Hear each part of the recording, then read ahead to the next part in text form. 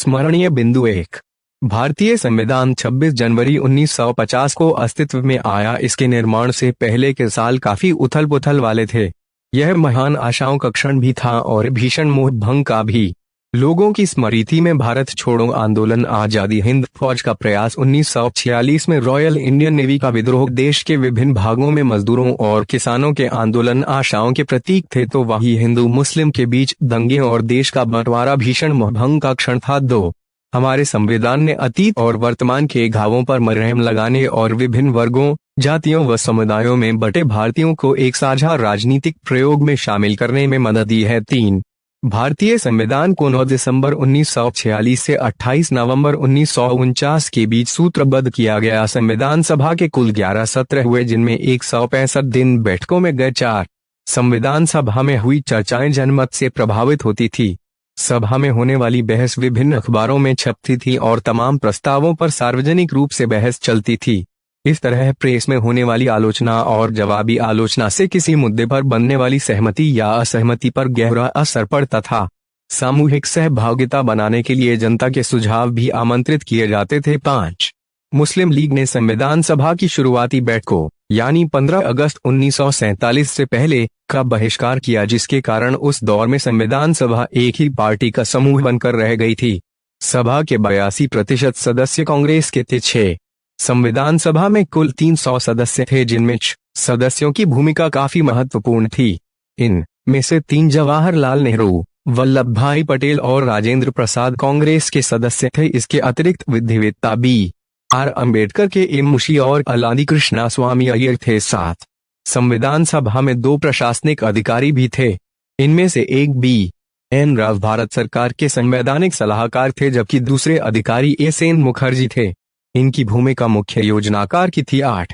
संविधान सभा का प्रारूप बनाने में कुल मिलाकर 3 वर्ष 2 वर्ष 11 महीने तक दिन लगे और इस दौरान हुई चर्चाओं के मुद्रित रिकॉर्ड 11 बजे खंडों में प्रकाशित हुए। 9-13 दिसंबर 1946 को जवाहरलाल नेहरू ने संविधान सभा के सामने उद्देश्य प्रस्ताव पेश किया।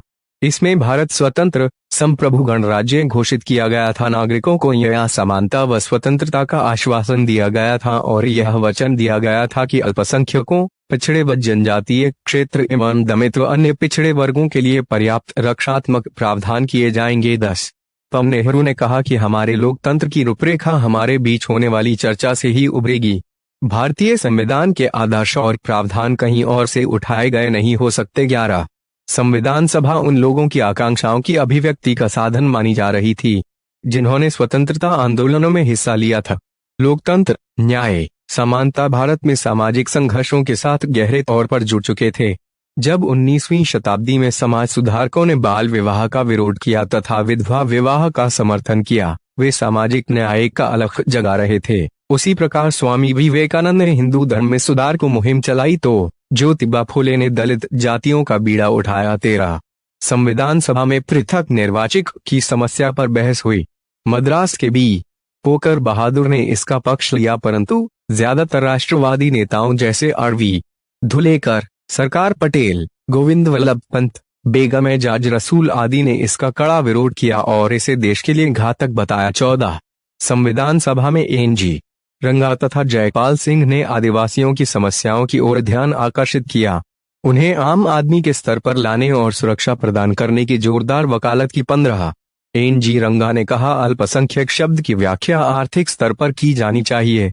रंगा की नजर में असली अल्पसंख्यक गरीब और दबे कुचले लोग थे। 16। राष्ट्रीय आंदोलन के दौरान अंबेडकर ने दलित जातियों के लिए पृथक निर्वाचिकाओं की मांग की थी, जिसका गांधी जी ने यह कहते हुए विरोध किया था कि ऐसा करने से ये समुदाय स्थायी रूप से शेष समाज से कट जाएंगे। 17। संविधान सभा में केंद्र और राज्य सरकार के अधिकारों को लेकर हुई बहस में अधिकतर सदस्यों ने मजबूत केंद्र का ही पक्ष लिया और विषयों की 3 सूचियां बनाई गई: केंद्रीय सूची, राज्य सूची और समवर्ती सूची। 18। राष्ट्रभाषा के सवाल पर संविधान सभा की भाषा समिति ने यह सुझाव दिया कि देवनागरी लिपि में लिखी हिंदी भारत की राजकीय भाषा होगी। हिंदी को राष्ट्रभाषा बनाने के लिए हम धीरे धीरे आगे बढ़ना चाहिए।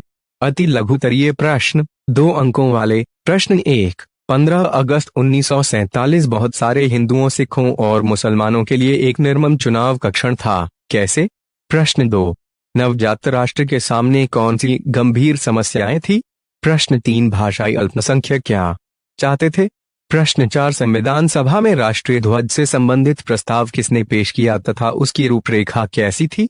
प्रश्न 5, औपनिवेशिक शासन के दौरान प्रांतीय सरकारों में भारतीयों की हिस्सेदारी बढ़ाने के लिए कौन कौन से कानून पारित किए गए? प्रश्न 6, सरदार पटेल ने पृथक निर्वाचिका के प्रश्न पर क्या कहा? प्रश्न 7, समवर्ती सूची के विषयों पर कौन कानून बना सकता था? प्रश्न 8, एक शक्तिशाली केंद्र का होना क्यों जरूरी है? प्रश्न 9, सांस्कृतिक व शैक्षिक अधिकार संविधान के किस अनुच्छेद में दिए गए हैं? प्रश्न 10, अल्पसंख्यक शब्द से क्या अभिप्राय है?